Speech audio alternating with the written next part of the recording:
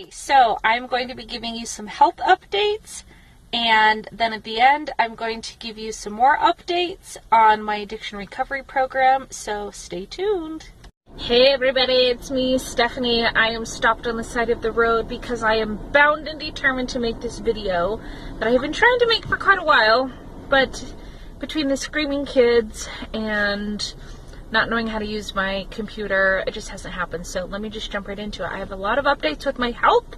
Let's start with my blood work. I saw my doctor last week. The results came back that my A1C has improved. It has gone from 5.7 down to 5.3. Yay! Which is awesome.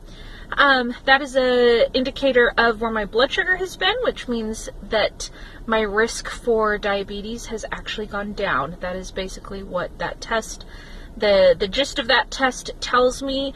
I did find out though that my thyroid is way off, which, hallelujah, there's a reason.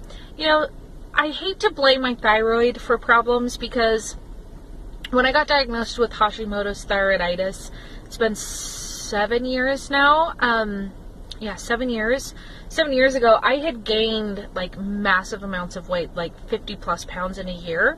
And I felt like I was doing everything right. Diet, exercising. I was like killing myself. I was crying all the time because I was so depressed about gaining that much weight. And I'm like, how did I gain so much weight? And then I find out that my thyroid was way off, and I thought, oh, I'll take the medication and I'll just like drop all this weight. Well, that didn't happen. Ever since my thyroid has gone off, it has just made losing weight so hard. And I would know because I lost 70 pounds in college, and I felt like the effort that I put in yielded results. So now I'm older, my metabolism is different, I have the thyroid problems, and so I have a really hard time losing weight as it is. And so finding out that my thyroid is off, it doesn't mean that that is why I have gained 20 pounds in the last 6 months. And it doesn't mean that that's why I'm having a really, really, really hard time losing it and then keeping it off.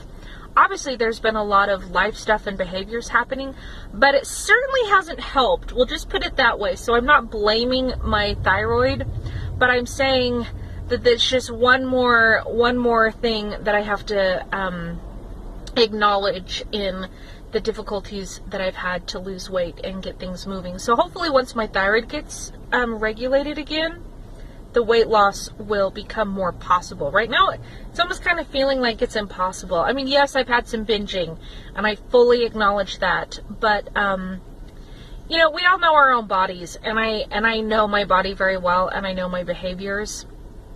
And I do feel like it's just been really hard to lose any weight.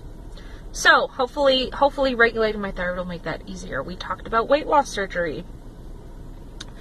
It was a conversation. It was not an appointment to schedule my surgery, but it was a conversation. Our plan is, starting in January when I wean my baby, to do 3 months of nutrition and exercise counseling, possibly 3 months of phentermine, which is a weight loss drug that basically jacks your hypothalamus up, helps suppress your appetite, helps speed up your metabolism because of what it does to the hypothalamus. I didn't do very well the first time that I took that drug. I lasted 2 weeks and I had terrible headaches. So I don't know if I'll be able to keep taking that drug. I don't know, but I'm going to try it again starting in January. After working with her for 4 months, which is what my insurance requires, we will revisit the conversation of weight loss surgery again. There are many pros and cons about it. I've been thinking about it, reading about it, thinking about it, reading about it, and then repeating for over 6 months now. I've talked to people that have had it done. I have looked at the materials. I have a friend who gave me all of her materials. She is a little over 1 year post-op, has lost nearly 100 pounds. I have another friend who is over a year post-op. I've talked in depth with her about it. I have another friend who is about 5 years post-op. You know, it's something I've been thinking about, and I'm trying to be very, very, very realistic about my expectations from it. the reasons why I want to have it, the pros, the cons, because it is not just something to do because I have a hard time losing weight. I have major worries that that I may not be able to reach my weight loss goals on my own, and then if I do reach them, that it's just going to be extremely difficult to maintain that weight loss. And that is because evidence does say that, without going into like a whole video about weight loss surgery, but if you read the literature, like the medical literature, I'm not talking forums, I'm talking like evidence-based research with reproducible results, weight loss surgery is the best treatment for obesity with long-term results. That's all I'll say. So, next topic, my pelvis. Basically, pregnancy destroys everything from the waist down. I just finished my first physical therapy appointment. There is a lot wrong. Without going into the graphic details, I have a lot of stuff going on internally, up in the vagina, the birth canal, if you will, scar tissue, lots of irritation, lots of things that are bulging that should be more concave, like a bowl. Tissue-wise, like the tissues are not doing what they're supposed to. So I have internal problems and I have external problems. I have problems where things connect, muscles and joints connect. My hips are way off. The pubic symphysis, the pubic bone is misaligned because things are pulling in the wrong ways. So the short answer is that I'm in chronic pain, and there is going to be a long road of recovery, but I am working with the best of the best therapist. I'm working with the best of the best on exercises now, and I am confident that I will get better. I felt so validated today when she's like, oh, your hips are really, really, really tight. Your muscles are so tight. She's like, can you feel that? I can't even move that. Your hips aren't moving. Things are locked. This is, yeah, you've got a lot going on. So I feel validated. It's no wonder that I'm in a lot of pain.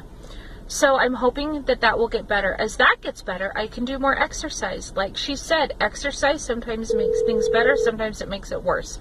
Well, with that, I have a call coming in, so I will wrap it up, and I will see you in my next video. The call came in, and I actually remembered I had one more update. I am working my 12-step recovery program. I'm really loving it. I am doing some actual OA meetings, Overeaters Anonymous, and then the other thing that I'm doing, the 12-step program through my church, is called the Addiction Recovery Program. If you are interested in learning more about either one of those programs, you can visit oa.org. I am attending the telephone meetings, and they are absolutely incredible. You can just call in and listen. You can call in and participate. It's really what you're comfortable with, and they have them every hour on the hour. It's absolutely amazing. The other meeting that I'm doing is through my church. It's called the Addiction Recovery Program, and you can learn more about that at lds.org. And they also have phone-in meetings for that. They have in-person meetings, which I have been attending, but I have recently been doing the phone-in meetings, and it is awesome. I'm so excited to get back to working through those 12 steps, to working on boundaries in my relationships, in my life, working on honesty, working on addict behavior, secrecy, hiding, just everything, the emotions, the reasons that I do what I do, because no matter what I do, whether it's weight loss surgery or weight loss drugs or any diet or the good old-fashioned blood, sweat, and tears to get the weight off, it's never going to come off or stay off unless I am really connected to my higher power, which in my life is God, and working through the things that have contributed to my addiction in the first place. That is how I have to manage my addiction. That has been made very, very clear to me that if I'm not doing the 12-step program, I'm not ever going to reach my goals. I just can't. I can't muscle my way through it. It's just not possible. So anyway, those are all my updates. Thank you so much for watching and supporting me on this journey. If you have a channel, leave a comment down below. Let me know what your channel is. Thank you again for all your comments and your love and support, and I will see you on my weigh-in video tomorrow. Bye!